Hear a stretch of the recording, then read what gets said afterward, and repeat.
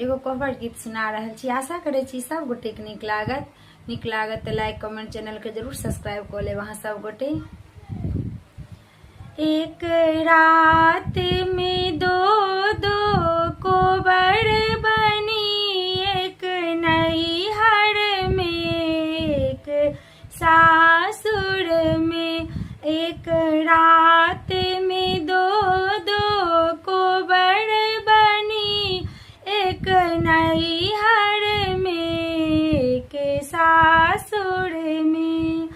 नैहर के कोहबर में डिबिया जड़ी, सासुर के कोहबर में बल्ब लगी। नैहर के कोहबर में डिबिया जड़ी, सासुर के कोहबर में बल्ब लगी। एक रात में दो कोहबर बनी, एक नैहर में एक सासुर में।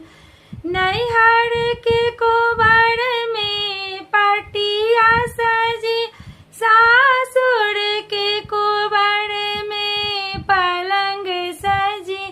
नैहर के कोहबर में पटिया सजी, सासुर के कोहबर में पलंग सजी।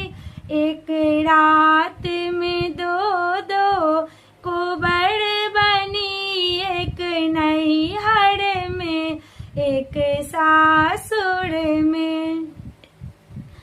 नैहर के कोहबर में अम्मा मिली, सासुर के कोहबर में सासु मिली। नैहर के कोहबर में अम्मा मिली, सासुर के कोहबर में सासु मिली।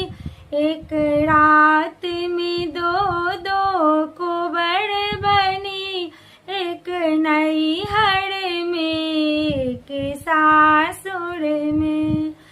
नैहर के कोहबर में बहिन मिली, सासुर के कोहबर में ननद मिली।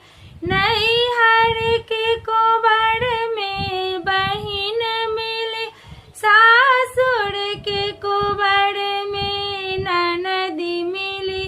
एक रात में दो कोहबर बनी, एक नैहर में एक सासुर में। नैहर के कोहबर से विदा हुई, सासुर के कोहबर में पिया से मिली। नैहर के कोहबर से विदा हुई, सासुर के कोहबर में पिया से मिली।